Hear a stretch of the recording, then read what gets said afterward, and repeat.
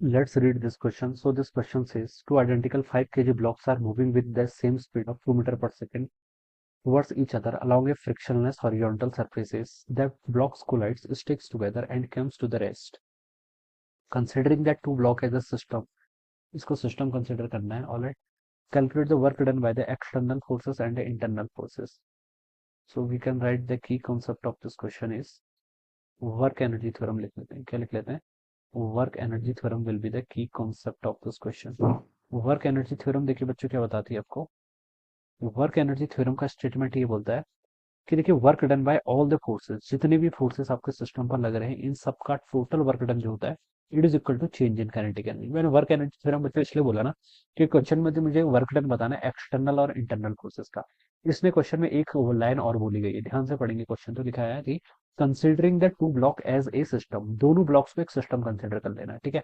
तो बच्चों देखिए एक ब्लॉक आपका ये है. ठीक है. इसका मास भी 5 kg के इक्वल है. ये आपका 2 मीटर पर सेकंड से मूव कर रहा है. मान लीजिए राइट डायरेक्शन को मूव कर रहा है. ठीक है. राइट बोले तो ये आपका प्लस एक्सेस हो जाएगा. ठीक है. तो ये प्लस एक्स के अलग मूव कर रहा है. दूसरा ब्लॉक भी आपका 5 kg का है. ठीक है. आइडेंटिकल ब्लॉक्स हैं तो दोनों का मास सेम होगा. ठीक है. और ये आपका टुवर्ड्स ईच अदर है तो ये 5 अगर राइट को मूव कर रहा था तो ये वाला लेफ्ट को मूव करेगा. ठीक है. तो इसका मोमेंटम लेफ्ट की तरफ है यानी कि माइनस आई कैप के अलाउंग. और पहले वाले ब्लॉक का मोमेंटम क्या था आपका राइट की तरफ था यानी कि प्लस एक्स एक्सेस के अलाउंग. ठीक है. तो बच्चों देखिए इसने बोला कि इन दोनों को एक सिस्टम कंसिडर कर लो. तो बच्चों अगर मैं इन दोनों को ही एक सिस्टम कंसिडर कर लूंगा फिर तो एक्सटर्नल फोर्सेस का कोई सवाल ही नहीं रहेगा.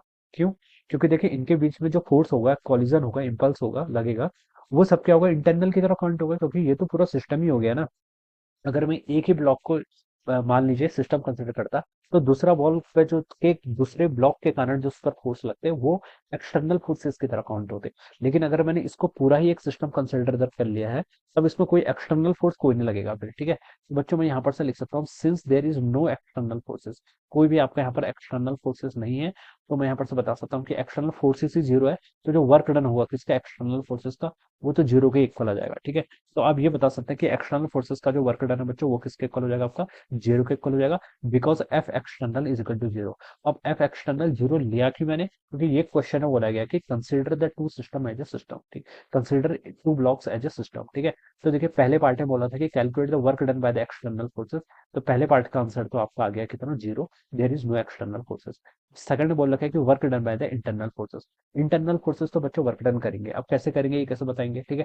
तो क्वेश्चन बोल रखा है कि ये दोनों आपस में कोलाइड करते हैं एंड स्टिक्स टुगेदर. तो इसका मतलब ये कैसा कॉलिजन आपका, ये आपका परफेक्टली इनइलास्टिक कॉलिजन है. कैसा है? Perfectly inelastic collision. आपको ये समझ में नहीं आ रहा तो मोमेंटम कंजर्वेशन कर लीजिए. मोमेंटम कंजर्वेशन क्या बताता है?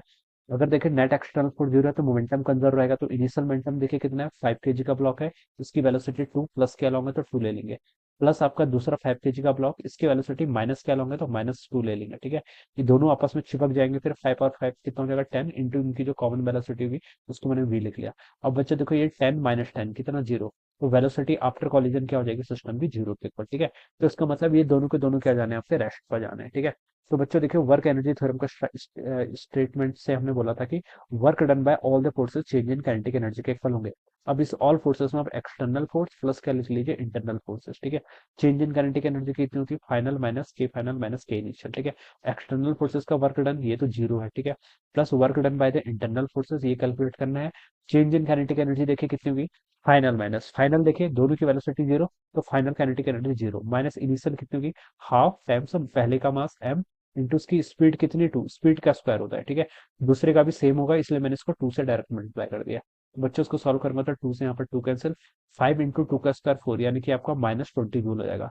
तो this is a work done by the internal forces. Internal forces का वर्क डन कितना है आपका -20 जूल के इक्वल हो जाएगा. ठीक है. तो ये इसका आंसर हो जाएगा. तो हमसे दो पार्ट पूछे थे.